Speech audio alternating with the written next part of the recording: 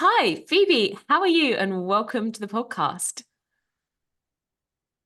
I'm great. Thank you so much for having me. It's such a treat. I love listening to these podcasts. It's always very relaxing and you have a relaxing voice. So I'm Oh, excited for our chat. thank you so much. And yeah, I mean, it's always great to be joined by great athletes and great people. So definitely looking forward to it as well. And are you in the States or UK? Where are you at the moment? So I'm actually currently in Dahlstrom in South Africa. So I was here for my to see my dad's family in Cape Town. And I thought, you know what? Everyone goes to Dahlstrom. Why not just check it out, try it out for 2 weeks, and then go to Potch for 2 weeks? But I'm currently navigating the whole like training group situation. I failed my driving test 3 times, so I can't drive. So I'm renting a bike, cycling around the place. So it's a bit crazy, but I'm excited for this new challenge, and hopefully it'll make me a better runner. Oh no, that's really cool. Doubling with the heat training camps. Love that. And Hmm. yeah, driving tests. Yeah, been there kind of. Yeah, So yeah, I feel you, at least you tried. it's rough. So let's kick things off kind of, your recent success, European under 23 cross country champion. Where's your head at? Yeah, it was a great day. Honestly, I had so many exams the week after that I kind of was like, okay, on to the next thing. And then it wasn't until I got like a week off my exams and I could actually spend time with my friends that I could actually like breathe it in and experience and be like grateful for the whole year that I had leading up to that. Because this is like a sub story, but wasn't selected the year before. And I remember just like I just remember saying, well, I'm just gonna have to win it next year. And honestly, it was a joke. I never thought that would actually happen. But I think that just like fueled everything in training and the whole preparation. I just thought, whatever happens, I'm going to make it next year, and I'm going to make sure that they can't not select me. Like I have to be running so well consistently that I'm selected, and then I can run well at Europeans. So I'm really grateful it all like fell into place. And then yeah, I'm excited for the next challenge now. Yeah, no, that's really cool to hear. And that's really interesting you touch on selection and the antics going on there because yeah, of course you're out in the NCAA. It's difficult to compare sometimes, and that's definitely something we should dive into. But first things first, do you want to walk us through then the immediate prep leading into the Europeans, and then after that we can talk about the race itself? Hmm. Yeah, I think the biggest thing was NCAs did not go to plan. I had a terrible start, and then this is the most stupid excuse, but I was so cold. Like I don't usually get that cold, but I just being mid race, I was like my arms are cold. I just felt so stiff, and I was like, this is such an embarrassing reason to have a bad race. So I was all American there, and obviously that was always the like C goal, but the B goal was to be like top 20, and then like the A goal would be top 15. So I just didn't hit those marks. And I think after that, I was like, okay, the season's not over. I've got to keep things together, keep things ticking over, and then aim for Europeans. And obviously, there's that period of like Thanksgiving where everyone's going home, and then my sister came to visit. So obviously, she wants to do so much around New York. And I was thinking, oh my gosh, this is like a distraction. Like, this isn't good, my training. And it was actually amazing because it brought this like sense of calm. And I had like a great Thanksgiving at my friend's house upstate. So I guess it kind of just made me realize that it's months of work. Like even the 2 weeks leading up to it obviously are important. But I think I just had to lean into like the consistent training I'd had and then just be like, okay, I'm on the taper now. Travel's not going to be perfect because I traveled like the Thursday night before the race and then I had to fly from New York to London and London to Antalya. So I just knew like it wasn't going to be perfect. And my friend Maggie Bennett, her dad's Coach Bennett on Instagram. He's very inspirational, and he does this video that's like, you don't have to be perfect to be extraordinary because your preparation wasn't perfect. So I always think of that now. Love that. You don't have to be perfect to be extraordinary. And yeah, I think you've absolutely hit the nail on the head with the hammer, or however the saying goes, because that is so true. Life's never going to be perfect. Perfection doesn't exist. And yeah, it's Mhm. so important to be in a good place mentally. And it sounds like, having that experience, having a bit of downtime, being in a good place meant that the race got underway really well. And would you say that Mhm. standing on the start line, perhaps you felt that calmness still with you, or kind of how were the nerves Mhm. at that point? Yeah, definitely. I think what I'd always say to people is think of mantras, and I always tell my team I always think of the weirdest mantras, and then because then when the race, then you start getting oxygen out of your brain and you can't think anymore. You just got to think of those words. And I think I was just thinking the whole time of okay, if you're there with a lap to go, like you have a chance, so just stay up there for as long as you can. It's like a very simple race plan, just like stay up there, and then if you feel good, then just go for it. And I honestly I would laugh like my coach in the US was saying "Oh, so do you think you could win?" I said, "Oh, absolutely not. Definitely not. I'm just going for a medal." Like I just really wanted the bronze. I just really wanted that. And then I was just surprised over the last barrier. So it just shows you that if you stay up in contention for as long as you can always surprise yourself. Yeah, definitely. Absolutely love that. And talking in terms of, I guess, sort of mindset and mindset of a champion, then, do you want to run us through the race, the thoughts going through your mind, and also your reflections around racing against a field that you're not necessarily familiar with, being out in the States and Mhm. everything? Yeah, I guess it was a lot easier because it was so much smaller. So the gun goes off and you think, oh, I'm gonna have to get through those people. When it was like, oh no, it's so small, and we all just like shrink together. And I think it was again like staying calm. I just thought, okay, stay at the front. Like I sat behind Mia and was like, I'm just gonna whatever pace it is, even if it feels really slow, I know there'll be a move eventually. So just stay calm until that move is made. Nice. No, I love that. And was there a point in which you knew you had it in the bag? No, not at all. Because you see those videos of people celebrating and they get beaten, and I was like, I never want that to be me.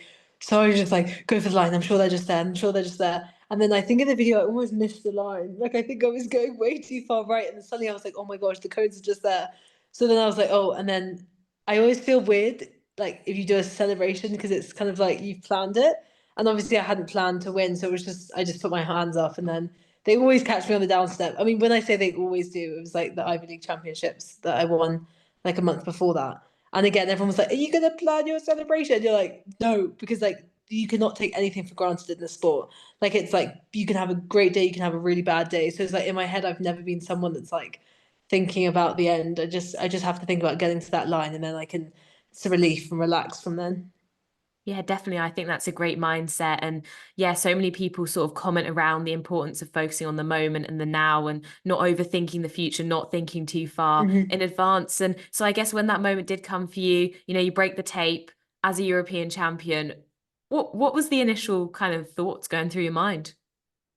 I think in like a devious way, it felt like I'd taken something from someone else. Like it didn't feel like it was mine. That sounds really deep, but I was kind of like, this this isn't how like it should have been. I just was so shocked. And then I guess I just think, oh wow, like we all work so hard, and it's amazing how on a day it just shapes up to that final over that last barrier. Like you can overthink all of these things in your preparation, but really it's about I was like, I want this. Like I just told myself with a kilometer to go, like I didn't do all this travel and I don't know, emit all this carbon for nothing.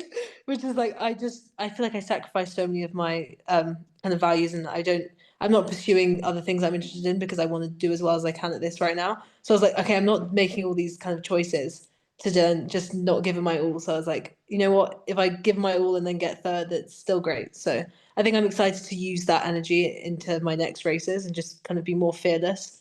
And now I have like, I guess nothing to lose. And now I'm like racing for myself over the next few months. So it's like I fully just want to give it my absolute all and not hold back. No, it's really interesting that you say that. And, it's great, I think, how you mention the trade-offs between, things that you're giving up or, having made a Hmm. difficult journey and that giving you that extra motivation, that extra kind of desire, because sometimes that's Hmm. needed, to fully push for these things. And yeah, I think as well, it's really interesting how you mentioned that the next few months you'll be racing for yourself. Does that mean there's been some kind of change in mindset or? Yeah, I think it's even though it's just been like a month, it's definitely different. It's like heading to the track by myself, and it's like I miss being with the team when you do movement prep and you kind of forget that you're working out. You're just kind of going through the motions of your friends, chatting about their day, and then you get there and you work out, and it's I don't know, it just feels so much smoother when you're by yourself. I'm just all I can think about is like, okay, I've got to hit these times. Like, how's this going to feel? So it's definitely going to be a shift, and I'm enjoying like making new friends and building that into my routine of like finding someone to warm up with or getting my sister to come out to the track. So I guess it's like a different mindset. I know that it's like nothing's permanent, and this isn't going to be permanent. I'm going to start my masters in August, and then I'll be on a great team again. So yeah, it's definitely a different stage of my career, but I'm excited for the changes. Okay, no, that's really cool to hear. And yeah, we'll definitely speak more around kind of the experience in terms of, being out in the States, the break you're currently on, or the transition period, let's call it. But before we move on to that, I kind of want to pick up on, I guess, what you were slightly maybe alluding to, having a bit of perhaps imposter syndrome potentially, or also maybe just kind of the realization that it's not that deep at the end of the day. Perhaps it sounds like maybe that's some of what you're talking about. Can you expand around that a little bit? Yeah, I guess owning it and being like, okay, like it's anyone's race, like it's anyone's game. Like I don't think you should ever like put yourself in a category because I remember my mum would like drive me to a race and she'd say, "Oh, so what's the goal?" And I'd say, "I don't know, I just want to run my best," because it takes the pressure off it. It's just like, "Oh, whatever." And I think it's just about not being afraid to just own it and be like, "Yeah, I want to win." And I just love. There's some people on my team, and I've met people along the way that just say, "Yeah, it's my race. Like I'm going to win it," and I love that energy. And honestly, I don't think it's anyone could be too cocky. Like people say, "Oh, is Jakob Ingebrigtsen good for the sport?" And I'm like, absolutely. Like I think just back yourself and just say that's my goal and I want and that's also long term. It's not just short term. Oh, tomorrow I want to win. It's like okay, yeah, in a year's time, that's the team I want to make. And I think once you've spoken into the universe, that like runs through all your training and all your preparation because you think of yourself in that position rather than just kind of randomly turning up on the line and saying, "Oh, this is what I want to do now." It's like no, it actually is years of manifestation.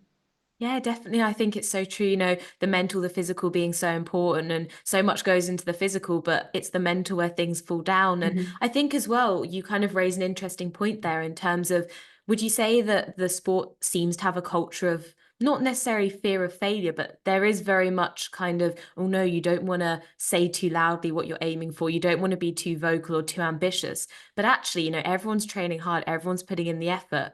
Why is it something that's so sort Hmm. of taboo, or you know, you should continue with a certain level of modesty, I suppose. Hmm. Do you feel like Because that's yeah, I definitely think that's like a female trait too, because I've definitely seen more women just kind of be afraid to really own their goals and to just set them forward rather than just saying like I want to stay healthy, because obviously that's always like an underlying goal. But then I think it's don't be afraid and don't feel embarrassed to say, oh, this is a time, and maybe someone will like think, oh, they really think they can do that. But it's like, well, then you show that person and you can show yourself, no, I actually am capable of it. And so yeah, that's I think I wish I'd realized that earlier in my career. And again, realizing that you only get one shot at all these things. Like always, I remember back in the day, I'd be like, "Oh, I'm still young, I'm still learning." But now I'm like, no, like if you want to make it in the sport, it's like each race is important. Like you've got to think of yourself, you're at your prime right now because you never know what's going to happen, where you're going to race. So just yeah, again, having that agency and urgency in everything you do.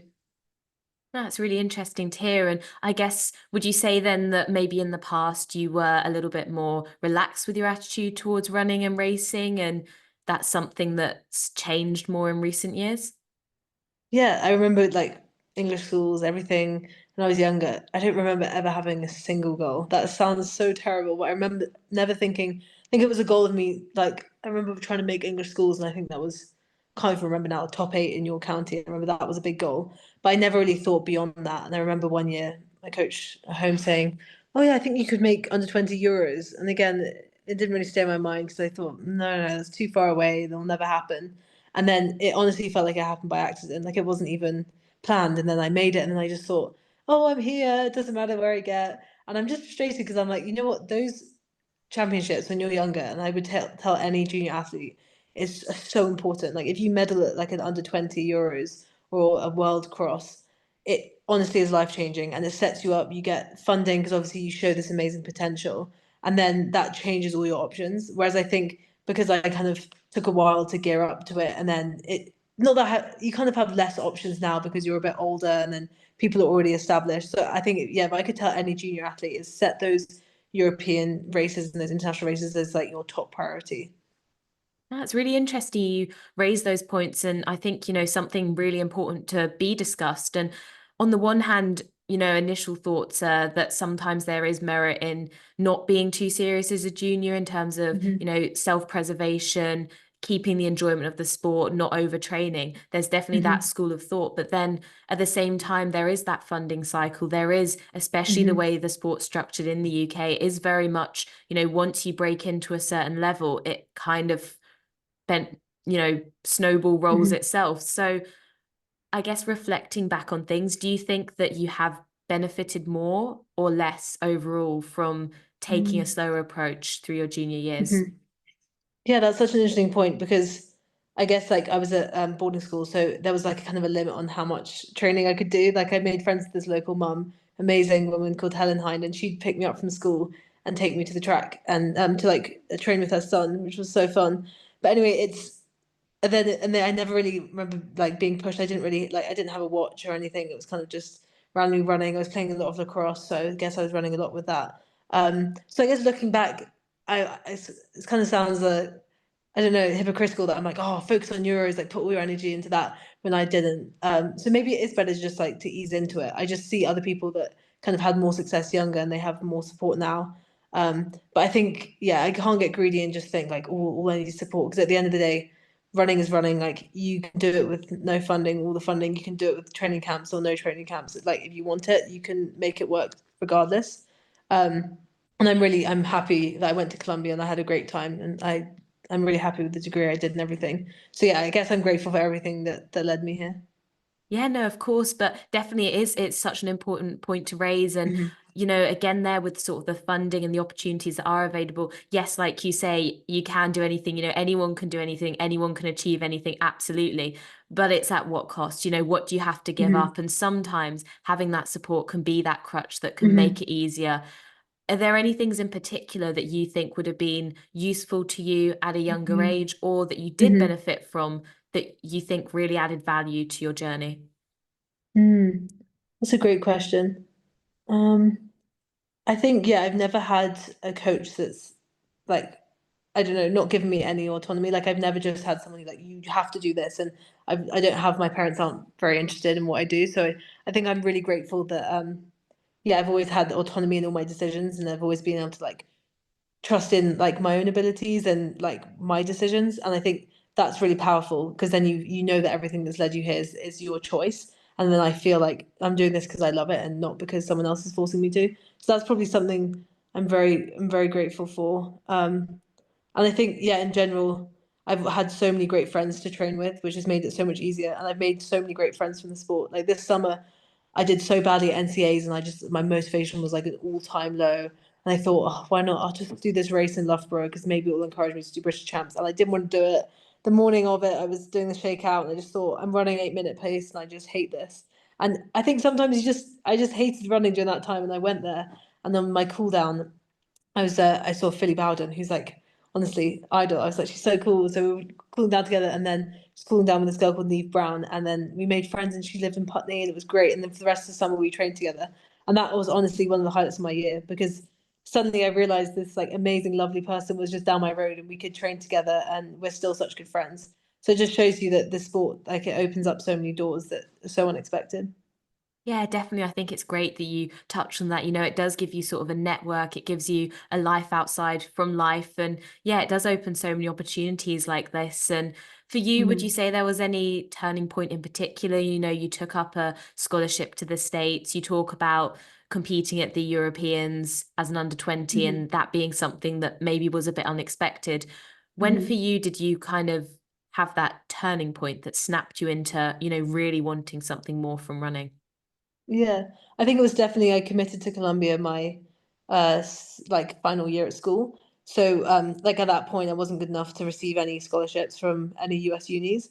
So I think looking back again, that's why maybe I'd tell a junior to get like a little bit more serious because if I'd been maybe like I don't know 5 seconds faster or which I know seems like a lot, but I think I wish I just had my times a little bit better, like maybe sub 10 in the 3K just something just so then I could have that funding because having to like pay for everything in the US, I've just been like, oh, I could have gone to a program and not have to worry about money and just been able to run. So I guess going back, yeah, but then again, I loved Colombia, so it's like I wouldn't take that back in a heartbeat. So I think yeah, so when I committed to Colombia, I wasn't that serious about running, and then because of COVID, I took a gap year, and then decided just to I guess cycle around London. I was a elderly carer, so I really enjoyed that, and I would kind of squeeze my running in here and there everywhere. Again, was not a priority. I admit it was probably like fourth on my priority list. But I still love to run, but I guess I didn't have any goals. And then my coach, I went to Mexico and Costa Rica and worked on some farms. And then we just like run down motorways. And it was kind of crazy. I'd be like, how fast can I run each day? And it would just be like, okay, there and back. And then I just try beat my time. And I didn't really train like any intervals or stuff like that. I was just running. and not recording mileage or anything like that. And then I got back and then I qualified for under 20 euros and it was just like, oh wow, this sounds really cocky, but like if it was that easy, then what more could I do? But then I guess you realize when you get to that point, it's like 1 second is so much extra effort. Like 5 seconds, like all these different steps require so much more sacrifice or choice. Um, and so then after that, I realized, okay, if I want to be good, like I have to be more serious about this. Because there's no point just doing it half-heartedly. If you're going to do it, just give it your all. Yeah, definitely. I mean, it when something takes so much time and attention and energy, and there's so many, I guess, sacrifices Hmm. to some extent that have to be made, money's involved. You do have Hmm. to be fairly certain, or at least know that what you're getting out is giving you back what you expect from it at that time. Hmm. And there's a lot to unpack here. So I think firstly, it'd be interesting to talk about kind of having that experience, having that sort of disassociation from perhaps your normal life during this gap year, especially when you're out in South America, and also just by the sounds of it, training very intuitively, just listening to your body. Hmm. Do you want to talk us through how you think that impacted you both mentally and physically and led you to the point where you were able to have that kind of breakthrough as an under 20? Hmm. Yeah, I guess I realized it was just how much pain can I experience, and then obviously because I've experienced that pain, then I can bring that to races. So it's kind of like in the heat, like I would just be kind of, I don't know, doing planks and press ups on the beach. Like, I was just kind of nuts, I guess. And then just, I guess it's just my dad always talks about like stressing your body in different ways. Like it doesn't just have to be running.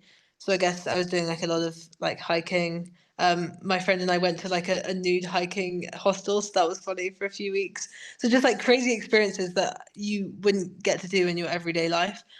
And then yeah, I guess. And then I was doing a lot of teaching, and obviously my elder carers.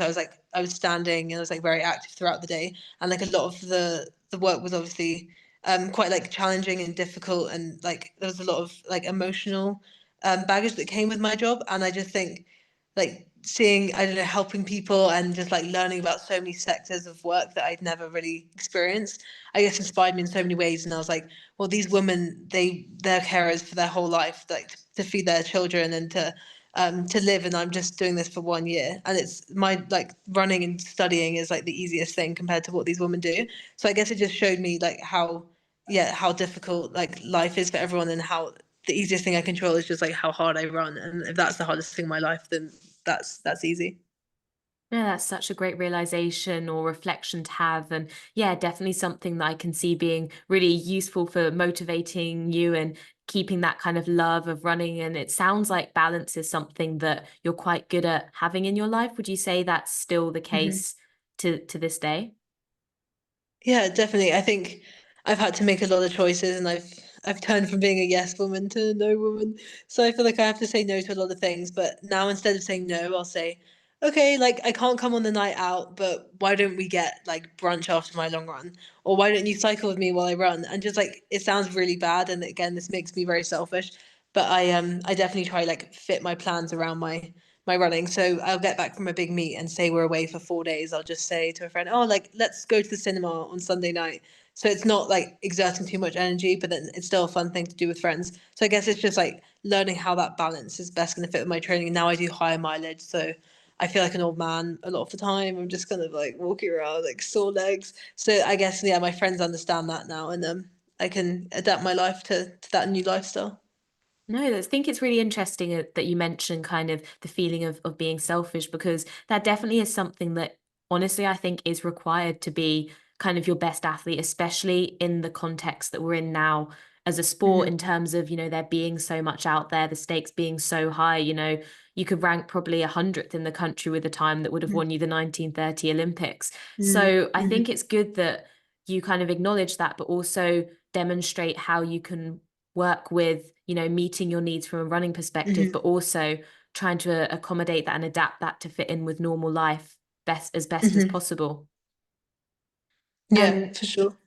for you as well, you mentioned having sort of higher mileage now and stuff like that. Do you want to just give us sort of a general overview of what a typical training week looks like? Yeah, honestly, I was just thinking about this at dinner tonight. But it's been the past few years I've honestly done very similar things. Like I've just kind of built up over time, and like a Monday is just it's honestly like the most basic NCA program. So I'm sure to everyone it's quite boring, but it's just like a Monday easy run and strides. and then like a Tuesday workout. Honestly, this cross country we did so much on the track, so it would be like, threshold Ks, the classic, and then I would do like some strength, like some circuit, and then Wednesday would be, sorry, my friend's just ringing. Um, so Wednesday would be like a medium long run, so just like a steady state effort and some core. Thursday would be easy with a bit of circuit, and then Friday would be like the biggest workout of the week. So just some sort of intervals, like 800 something, and then Saturday elliptical, and then Sunday long run. And that's honestly been my life for the past 3.5 years. So I guess I'm excited to keep that going, and I've benefited so much from threshold. So I'm kind of intrigued to try double threshold. So that's something that maybe I'll get into now. I'm moving more towards the 10K. But yeah, just not trying to change too much, but just seeing where I can maybe do more doubles because yeah, sometimes it's hard when you're so busy with work and you're just like, oh, I'll just run the 11 miles all in one go, which is probably not a good idea. No, it's really interesting to hear. Everyone's got different things that sort of work for them. And so, do you want to talk a bit more around kind of your experience with thresholds and for Mhm. you, why you think they add so much value?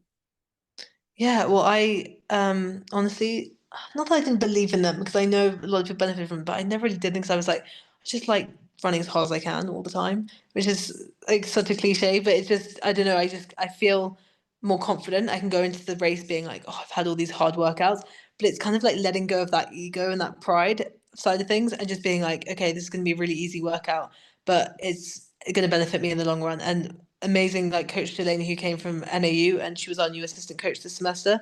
And she was amazing because she was just constantly telling me to slow down. She's like, no, easy, easy. And it was so great because then it meant the end of the season, I was like, I felt incredible. Like I felt like I had a new body. I genuinely felt like I'd never experienced legs so fresh. Whereas usually I get to the end of the season and I'm just thinking like, oh, when will this be over? Like I feel so burnt out. So I'm so grateful that like this semester was a complete like life changer for me. And so I'm excited to build that into my next seasons, and I've learned so much from making that subtle change. Oh, no, that's so exciting to hear. It's always great when you kind of unlock something or discover something like that. And yeah, it definitely seems that sometimes training a bit less hard or a bit less hard than maybe what was traditionally Hmm. pushed can be really beneficial. Is there anything else in particular? You mentioned how this semester's been quite key for you. Is there anything else Hmm. that's kind of helped to build that situation? Yeah, I guess like on this like managing stress as well, because I think I would get so stressed about schoolwork. And then it just reached a point where I was like, okay, you know what? Like I'm gonna I guess make friends with people in my class, like we can work on it together. As long as I think especially in the US, as long as you're keen and like I'm a bit of a try hard, like I go to office hours, I speak to the professor, it's like you'll get by and you'll get there and like you'll get there with the help of your friends. And so I think it was managing that and not being because I think I'll get so stressed about like a race and then I'll just pretend it's all like stress about like academics, but instead of just that's unnecessary stress and just basically bring that down and having people around you to remind you, okay, yeah, it's not that deep. Let's just watch a film. Let's just be silly and like do some yoga. So and that's been also a life changer. So this semester I was living with two girls who are on my team, and then a girl on the archery team, and then a girl who's like not on any team, and that was lovely because we like I'd get finish a long day and we'd all just sat in the kitchen just chatting. So that was great for me too. Yeah, absolutely. Stress can take so much from a person, people, Mhm. or it can be really underestimated the toll it takes. And is there anything in particular other than, what you've mentioned that has been particularly key for you or any sort of realizations you can articulate? Mhm. Um, I think realizing yeah what matters to you and realizing that like you only have so much energy in a day, so there's no point expending it on things that like don't really matter. And so I guess being able to let go of things like, oh, I got a shocking grade on that midterm or that assignment, and it's like, okay, on to the next. How am I not going to get a shocking grade in the next one? And I actually made friends with everyone. I always get made fun of for this, but there's like some old men that like basically live in the library with me, and there was like this row where we'd always sit, and that was like a great reminder because it was like these two blokes who were probably like 85 pushing 90 and they just had this love of learning and I peer over and like these papers these men were reading it was like a lot of American history that I like had no idea about and it just reminded me that like yeah I'm here because I love to learn and this is a choice Like I could be, yeah, not going to school. I could have chosen like an easier degree or an easier school. But I love to learn and I love like pushing myself. So I guess yeah, it was fun like making friends with those guys and again like having a different experience and just meeting people from across the university and not just fixating on running. And so I get back from a meet and then we don't have to talk about it. We can just talk about what we're learning about or what my friend did that weekend. So again, it's that balance that's important to me. Yeah, I was just going to say it really speaks to kind of the power of balance. And that's definitely something that you've got a strong hold on by the sounds of things. And it definitely highlights how important that is. And diversity as well. Like you say, 85-year-old men, everyone needs some people in a different age group in their life or from a Mhm. different background because it really does help to put things in perspective. And so would you say that you're also quite good at looking at the bigger picture then overall and would you say that's Mhm. something that you think benefits your running and just your sort of happiness in general? Yeah, definitely. I think I love, it's a cliche, but I love like learning other people's stories and learning why people run and why people do what they do. And I think it's a reminder of this is just going to be me for the next, I guess, 5 to 10 years at most. And then my life rolls on. So I want to make sure that this isn't just like a blank spot where all I ever think about is running. There's definitely parts that I can like implement. And there's so many great examples of people that have had great running careers and also worked and been involved in other like social issues. So I think it's important to me, yeah, to stay like well informed, stay reading, listen to podcasts, and not just falling into the trap of just like, oh, let's just watch some running YouTube because it's so easy just to be like, oh, this is like easy, but it's like challenging myself to like, listen to like the rest is politics, which is probably an easier politics podcast than most, but it's like conversational and I get to like I listen to that when I'm showering or brushing my teeth because obviously there's only so much time in the day. So again, it's about being kind of like efficient and using all that time to like make yourself better, I guess. Time management definitely is a Hmm. game changer. And yeah, I love your approach. It sounds really positive and something that yeah, it's just great really to have that kind of variety in your life in general.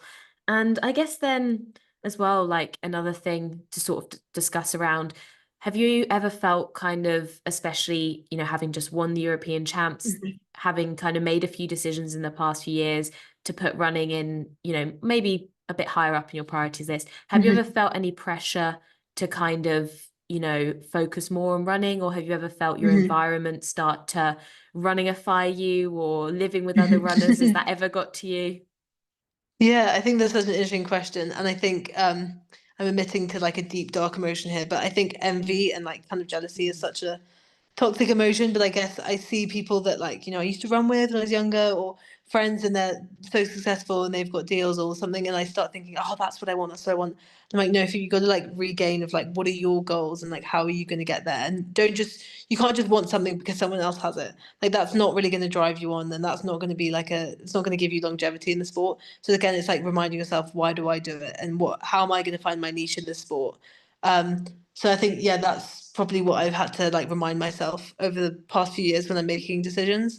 And then realizing again, it's like, Oh, sorry. but it's like what's the way? There's many ways to like skin the cat, whatever the Oh, phrase is. yes, yes. It's something with a Yeah, cat skin. Yeah, yeah. Skinning the it's cat. We got got it. something like that. So just like, yeah, basically just having belief in your journey. And I guess that was one thing my coach from home said after Euros. He was like, like just you're doing well, like you're doing great things. You don't need to make big changes now. Like don't think like suddenly, oh, you've won Europeans and now it's like whole new world. It's like just keep working, keep grinding, and with consistency, you'll just get better, hopefully.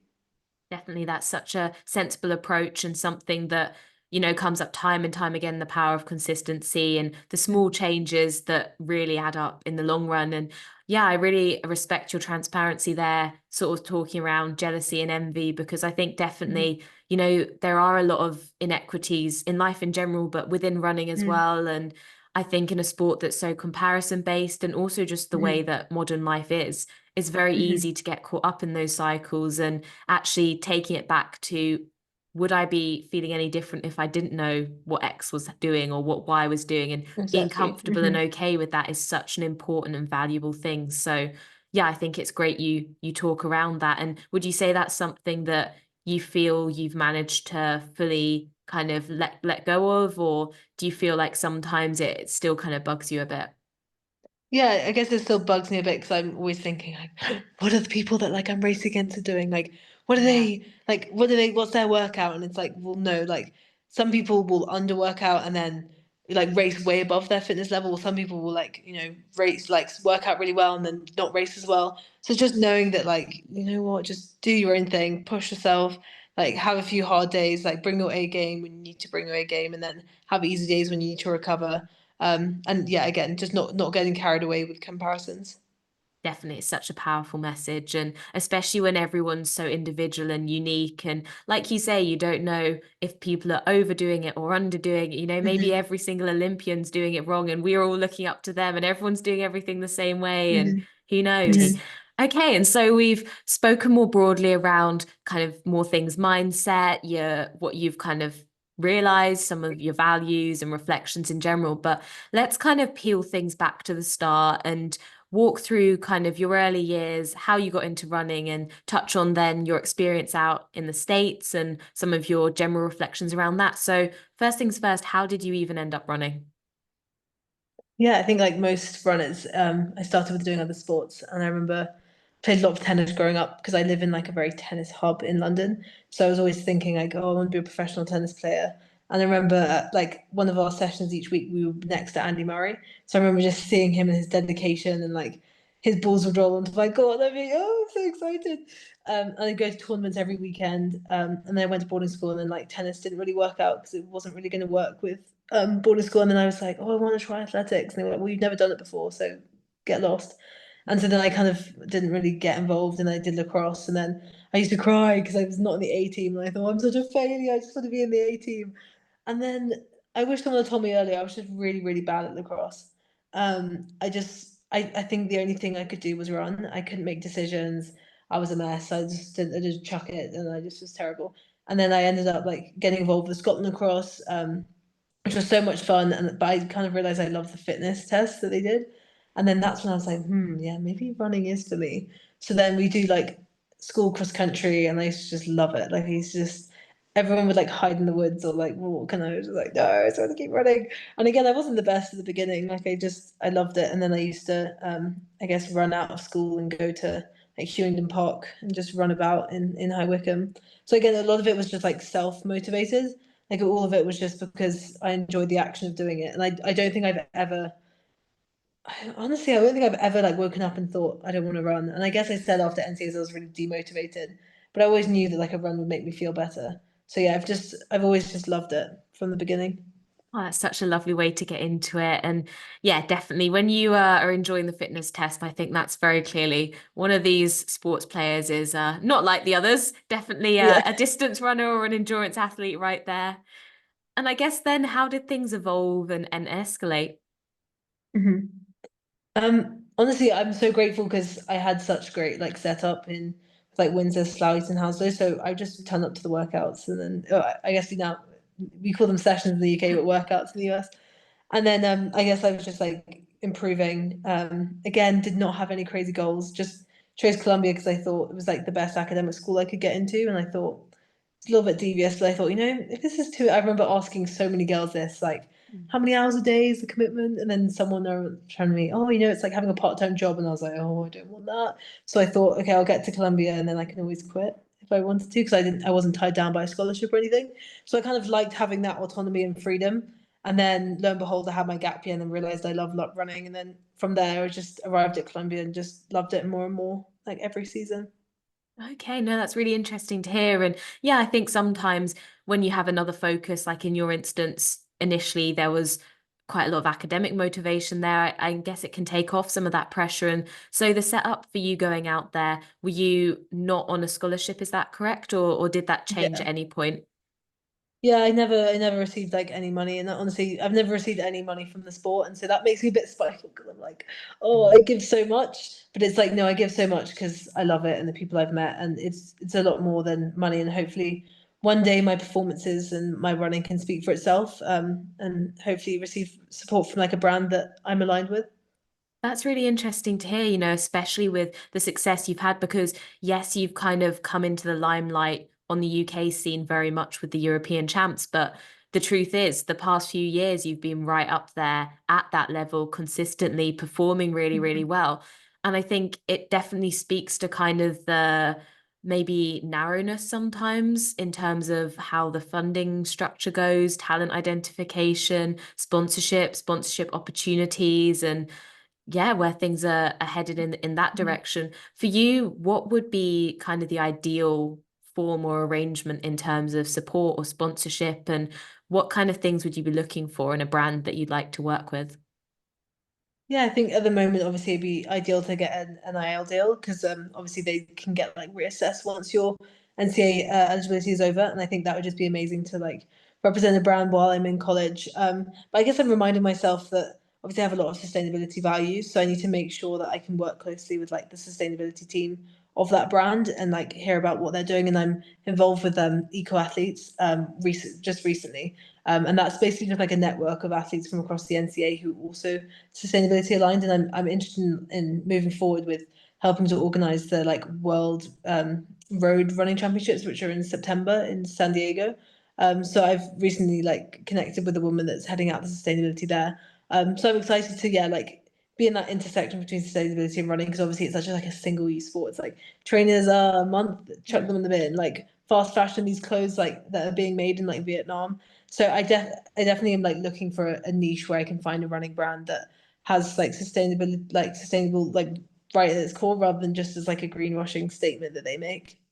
No, I think that's really great you touch on that, and great to see you kind of embodying and embracing your values and staying true to them. Because yeah, it can definitely be hard to sort of turn to things that, maybe are more appealing in the short term. And have you had Mhm. any brands approach you at all or anything like that?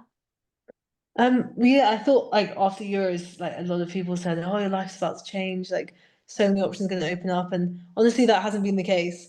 So I guess that's just made me even more eager to get back to training and to kind of prove myself on the senior level. And I think I thought I could navigate it on my own, and then I realized, okay, maybe I'll join an agency. So I've joined Forte for my NAL agreement. So I'm hoping that leads to something at some point. But again, it's just great to like meet people in the industry, and all the agents I spoke to were all really supportive, and they're all so well connected with coaches and brands.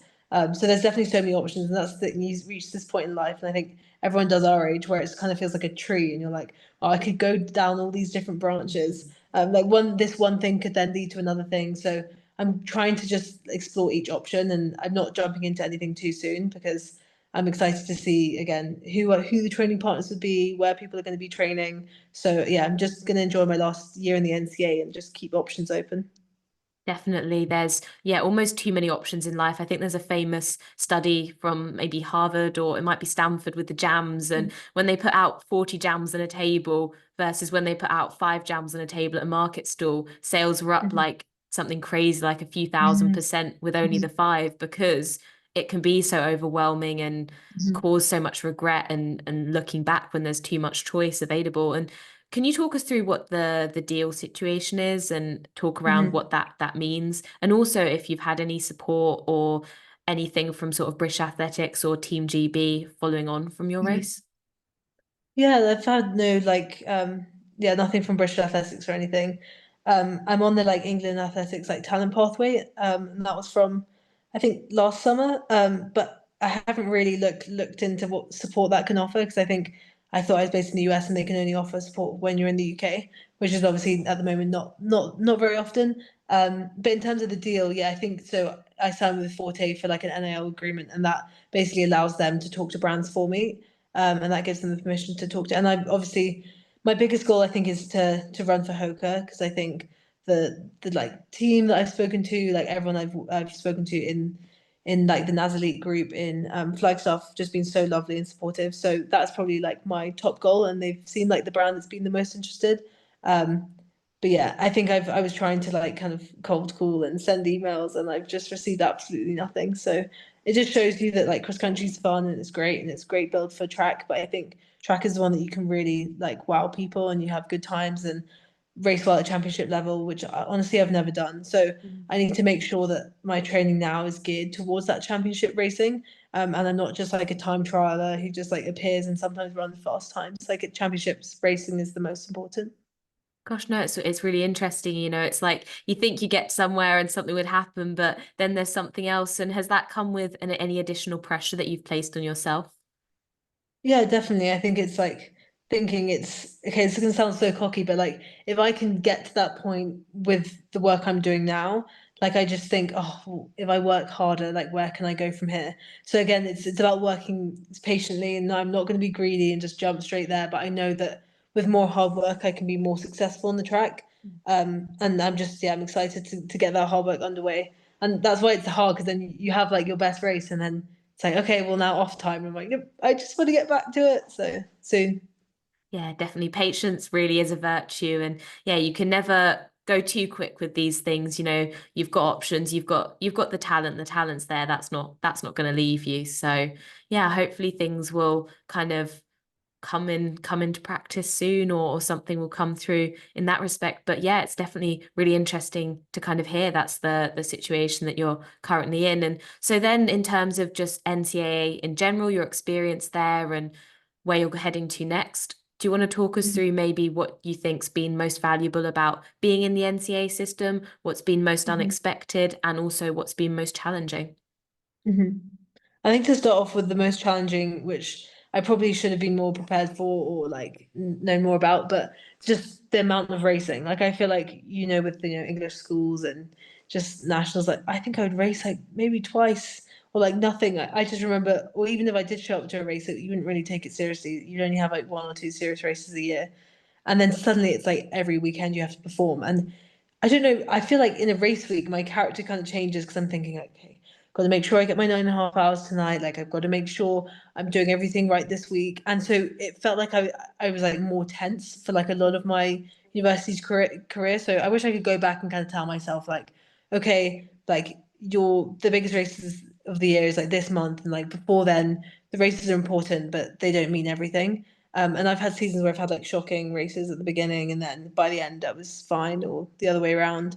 So I guess I would just tell a younger athlete like just be ready for the like amount of racing, and just to like keep the emotions really level. And I remember a teammate telling me like don't make the highs too high, the lows too low. Just got to keep stable. But yeah, and I think the best thing about the NCAA again is like the competitive races. Always around incredible athletes all the time. And then I think what was the other one? Most Yeah, I guess the biggest, unexpected.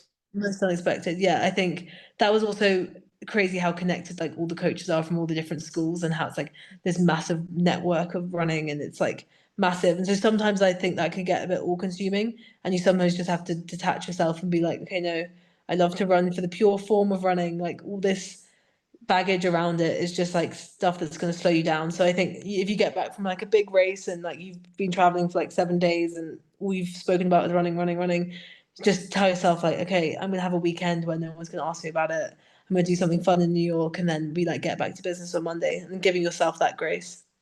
Yeah, no, definitely. That's so true and so important. And yeah, something that everyone can probably take a bit of learning from. And then overall, kind of looking back on your running career to this point, I know how you mentioned after NCAs you were in a bit of a spot. For you, what's been the most challenging time with running, or the most challenging times that you faced, and how have you moved beyond them? Mhm. Yeah, it's always funny because in the time it feels like so Mm. serious. You're like, this is awful. And then like in hindsight, you just laugh at yourself and you're like, that was so silly. Like my sophomore year, I like went to South Africa in like August and I just remember getting back from runs and just like lying on the floor and feeling awful. But like classically, I just kind of trained through it. I was just running like 65 miles a week and just whatever. And then I got back to school and they were like, oh, we should probably like test you for some things. And then I just kept running. So I was like, no, it's just really weird. And I was just like tempoing at like 7 minute per mile pace. Like it was just really, really bad. And then they tested me for mono, it came back fine. So I just kept racing. And then I looked at the form and it actually came back positive and we'd misread the sheets. I'd been running with glandular fever for like a good few months. And then I kind of had an IT band injury and then my shin started hurting. And I was just, I guess, I wish I'd just taken a step back and be like, Phoebe, your body's telling you something, just slow down. Because instead, I just kept fighting through it. And that whole year genuinely was just a disaster because then I wanted to make NCAs outdoor and then again a sob story, but I got like a stupid peritonsillar abscess, and I had amazing friends that helped me through it, but it was quite dramatic. because I didn't realize how sick I was, and then I got like sepsis, and Oh then my it was gosh. all a bit of a disaster. And anyway, I had great friends like Nikki who literally came to hospital with me and like held my hand, and I was in the ER, and then I went to regionals, and I missed nationals by like a lean. I got like out leaned because I like collapsed in the last 100 meters, and then again I was like, you know what, Phoebe, like no one should feel sorry for you. Like you've made so many stupid decisions that have led to this point. Like I went on holiday with friends like a week before then, like the biggest race of the season, which is always fun, but like it wasn't preparing me to run my best at regionals. And all I had to do was wait a few more weeks till like after nationals that I made it to have that holiday with my friends. So again, it was just kind of realizing like wake up, like you need to take this more seriously. Or you're gonna have a like chaotic year like that. And then I think my junior year was when I kind of like hit the ground running and was more committed, and then was all American in cross country. And then I think from there on I was like, okay, yeah, no more stupid decisions. Gosh, I mean, that's something quite dramatic to drop near the end of a podcast episode. I Yeah. have to say, gosh, that sounds like one hell of a year in a very literal respect. But I But now think, I just laugh because it was just so much stupidity. I can't believe it. gosh, no, I mean, everyone's got to learn, and I think, in one way you demonstrate kind of having balance in your life. You could say it's determination, commitment, resilience. On the flip Hmm. side, you could say, yeah, to some extent, maybe it is a bit of stupidity, but what you Hmm. demonstrate is a great level of accountability and self-awareness, which are really key traits for any good athlete. And also, yeah, it's important to go through these experiences because sometimes you need to lose something to know that it's Hmm. important. And I'm sure that there were things you gained from going through that tough time that have benefited you since. Hmm. Exactly. Yeah, it's definitely the smack in the face that I needed. But Yeah. yeah. Gosh, wow, no, that yeah, definitely does sound really tough. And yeah, so I guess getting a bit conscious of time here, do you want to just run us through kind of your plans for the next year university wise, and then we'll close off with Hmm. some kind of female discussion and listener questions. Hmm. Yeah, I think at the moment I'm just talking to different coaches to decide for my masters in August. So I'm excited to do my visits in probably March. So I'll get to experience all the different programs, and I'm excited for that. And then I think I'm going to try and do some training in Flagstaff.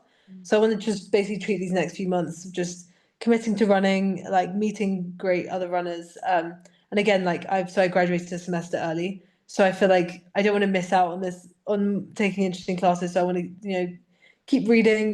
Maybe I'll take some online courses. Again, prepare for my masters. Maybe reach out to some professors that I could maybe work with at whatever program I start with. And already, so many programs are interested in setting me up with professors. So I have a lot of calls planned for that, and that's really exciting. And then obviously working with eco athletes. So I'm just trying to keep myself busy, and yeah, just enjoy traveling. Yeah, that's really cool. And yeah, it'll be really exciting, I guess, to see what it's like to give running kind of the full attention that you perhaps haven't been able to this point. And what subject is it that you'd be looking to kind of study? Yeah, so I'm interested in environmental science, and I've always been interested in the water industry and working in environmental management. Um, so that is the like the long-term goal. So I guess is reading interesting works and meeting professors in that industry. No, that's really cool. And moving on to kind of the female side of things, I wanted to pick up on a point you made earlier that I think Hmm. we've not spoken about before on this podcast, but is actually a really interesting and kind of different lens to look at things through. You mentioned around kind of females maybe being a bit less forward in maybe fully stating their ambitions and Hmm. maybe expressing kind of competitiveness and confidence in an outward manner. And yeah, definitely it can be a lot more sort of internal or silent. In general, what do you think maybe are some of the factors that have led us as sort of society, as kind of running Hmm. community to that point? And do you think that there's any ways in which things could change in the future? Hmm. Yeah, honestly, I feel very grateful, and I don't know if people agree with this, but personally, I don't feel like I've ever really been like discriminated in the sport. Like I always feel like it's been a very level playing field. And obviously that's just like a personal experience, and I'm sure like there's a lot of women that have experienced discrimination. And I guess I could say on different levels, but I've experienced, comments from like men about like body type and comments about like different girls eating, which I never think is like a man's problem. And I don't think like men should be talking about women's bodies in the sport, especially when you hear commentators talk about it. It's just like there's so many more interesting things you could be discussing than like women's appearances. But I think as a whole, our sport like does have good representation between the two. And I think, but what has led to this? I guess I think like it's unfair how growing up we all learn like hockey or we get taught we have to do gymnastics, whereas we never got like taught football or we never get taught like rugby at a young age. So I guess it's just I wish we had been open to all these different sports from a young age. But what's great about running is like yeah, both sexes can do it, and I've always felt very supported, and I've had great like male training partners that have never been like embarrassed to like run with a woman, or it's never been like me having to like prove myself to a man. So I think I've been really lucky to have such training partners, good training partners like male and female throughout the years. Yeah, no, definitely that's great to hear. And yeah, for sure. I know I spent most of my school PE lessons doing cheerleading and gymnastics because, I mean, on the one hand, it's one of the only things that a lot of girls would want to take part in. Do you think there's anything you can think of that kind of puts so many girls off engaging in sports that are more intense? Mm-hmm. Yeah, I think a lot of people have probably discussed this before on the podcast, and I've listened to a few episodes that people have mentioned this. But there's that period in school where just before A levels, people then your body changes, you've gone through puberty, and then like maybe like running is more difficult because sometimes obviously puberty can like lead to like a little bit of weight gain, and then you're kind of getting used to running with your like new body. And I think it's just like telling women that's okay and like you can find strength in this like new body that you have, and it's not like new in a bad way or like new in a good way. It's just like different, and you're developing and your hormones are changing. But I think it's just having a coach and like supportive family and friends around you to tell you that like no, it's okay that like your body shape has changed. Like that is just like part of being a woman, and that's what's amazing about being a woman. So um yeah, I guess it's a shame that at that point in at school, like I feel like there's suddenly such a drop off where you suddenly see way less people involved in the sport. And then, and I guess I don't know, people are just like embarrassed to be like worse. And it's like, well, no, sometimes you need to have a year that's like you regress and then you're going to get better eventually. Absolutely, definitely. Sometimes it's one step back for two steps Hmm. forwards. And for sure, it definitely is something. I think the sport is changing a bit more. I think the start lines are looking a lot more diverse in terms of kind of women's bodies and body shapes and body types. But yeah, for sure, it definitely is a change that women go through. And I think compared to men, I think there's a greater variety of bodies that can produce the same performance. Whereas I Hmm. think in men that range is somewhat narrower. I don't know if you'd agree. Yeah, I definitely agree. Like I think it's very empowering, like being with different like women of like, all different shapes and sizes, and you're like, we all get there and we all get there in the same time. And I just wonder like because all the men they usually look the same, and I Yeah. feel like there's a lot of cases of like eating disorders in men that don't get spoken about because I think they all think they need to fit into this one type. So yeah, hopefully that can be addressed more into the future. And I think there's definitely more talk with like Red S in men as well recently. Yeah, definitely, absolutely. It's kind of a double-edged sword there. Sometimes it can be, yeah, harder for maybe men to speak up. Whereas I guess with women now it's becoming a topic that's more talked about and more expected Hmm. that hopefully it is becoming easier, but definitely Hmm. doesn't make it any less severe or less of a problem. And I've just kind of loaded up the listener questions. So yeah, if we just sort of whiz through these and wrap things up with them, I think. So first up, we've got a question around what is the eco athlete team?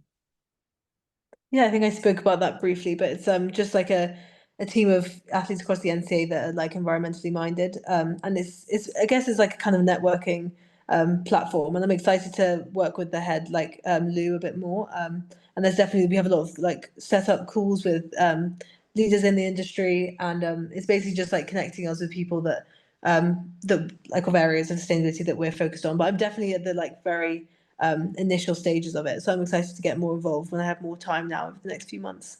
Yeah, I mean, yeah, keep us posted with that and definitely does sound really exciting. We've then also got one around, have you ever experienced burnout whilst in the US? I know we've kind of touched around this, so yeah, feel free to summarize with all of these. Yeah, yeah. So I guess I spoke about burnout, but yeah, I've experienced a lot of burnout at like the end of long seasons. So I guess it's learning about like holding back in training, and I think a lot of that is I blame myself. And I wish I'd learned earlier. But again, you can spin it and you can frame it and say, yeah, I'm driven, like I'm determined, but sometimes it can be to my detriment. So yeah, just basically just know your limits and kind of be careful of overtraining, I'd say. And there's that quote from the Dina Castor book that's like, there's no such thing as overtraining, it's just under resting and under recovering. Yeah, absolutely. I love that. No such thing as overtraining, just under resting and under recovering. And yeah, absolutely. Our greatest strengths are often our greatest weaknesses. Hmm. Did you find the US system took any of the joy out the sport for you from an athlete who's looking to go out? Mm. I definitely not. Like I think a lot of that is like ingrained, and if you like love it, you can make it work regardless. That's what I've always experienced. I think in the first year I was there, I was thinking, oh, I could be somewhere else. I could be back in the UK. Da, da. And then you realize like, no, it's so within, and you can. I had amazing teammates and so many friends that like uplifted me, and I traveled to so many cool states, and I had so many fun experiences. So yeah, it's definitely like a personal decision. I know some people think like they hear horror stories about the US, but I'm like, I think if you do your visits and you gel with the team and you get on, you can trust the coach, then I think go for it. Whereas I think if you're in the UK and you're maybe not at somewhere like Birmingham, then a lot of it is kind of going to be on your own, and it's going to take actually even more self-discipline and motivation. Whereas in the US, you can kind of feel part of this team, so you kind of fall into line and you get involved straight away. Definitely, no, that's great to hear. And yeah, for sure, team and people can be an absolute game changer. We've then got one in terms of how did you find the transition from the UK to the US? Yeah, I touched on this briefly, but it was definitely a big jump in mileage. So I guess there was like a risk of injury there, but I was very grateful to not get any injury. But yeah, again, level of racing, more mileage, again, lots more scheduled practices. You're practicing every day, scheduled. Whereas before it was kind of like, you rock up like twice a week after school. So again, it felt more like it was like a class, like it was like you turn up, you have your hours. So yeah, just being ready for that like high level of commitment. Yeah, well, heard it from Phoebe herself there. We've then also got, have you ever struggled with red S, underfueling, or a negative body image? Yeah, it's a great question, and I think it's important that athletes like talk about this and going through. And I think I've been grateful to not have like experienced much of that, and I think I've been always around like great supportive woman. And I think it's about just like kind of instilling like healthy habits into your life. And I think what we do, like, which is great at Columbia, is we like go to lunch straight after practice. So everyone's just kind of, we fuel straight away after we run. And I've always felt, yeah, very like comfortable, like talking to my friends if I've ever had like a negative image, or I think like, oh, like maybe I'm putting on weight and I'm realizing like, oh no, it's okay. Like I'm just, I don't know, my body's changing, I'm growing up. And I think, yeah, I went to like an all girls school, and I never found that I had like a toxic image about my body. I guess I just realized that like I was just feeling myself for my training. Like my training kind of does the job for my body. And then like the food I'm putting in is just to like support myself doing that. So if one day I need to eat like, I don't know, 7 pieces of bread, like so be it, because that's what's going to give me energy the next day for my long run. So yeah, I'm grateful for just the great people around me that have like reminded me of all these messages too. No, it's great to hear that you've had that support around you, and yeah, you've got a positive situation going on with everything there. And we've got another one in terms of just sort of general advice for young athletes thinking about studying in the States. Yeah, that's I think maybe I don't know if I'm allowed to say this like on podcast, and I We can won't. remove it if it's not okay. Yeah. Well, I just think I don't know, honestly, I don't if I was a younger athlete, I wouldn't sign with an agent for like a recruiting agency, because I just think it's so expensive. And I think a lot of it, especially with our sport, maybe for different sports, like I think maybe an agent's important, but you just have your times, you have your positions, and you can just email these coaches. The emails are all online. So I wouldn't pay the like 3 grand or whatever it is to sign with an agency. Just go straight to those coaches. And again, Americans love potential, and you've got to honestly, it's going to sound crazy, but the subject line's got to be like national qualifier. Like you've got to make every achievement sound like 100 times better than it is, because Brits like love to like play down their achievements. So just make sure the email's very ballsy, and you tell them like, well, this is how I'm gonna like perform in your team. This is how I'm gonna make your team like an NCAA qualifier, and then talk about like the girls that you'd love to train with on their team, and like the course that you want to do. Just like make sure you show that you've done your research. And then yeah, don't bother with the agencies. Right, no, top tip there for anyone who is thinking about it Yeah. and looking into that there. And yeah, for sure, remember you're amazing, you will be amazing, you are amazing, you're always amazing. Mhm. And there you go, get that in an email. And then finally, we've got one around advice for athletes coming back from a serious injury.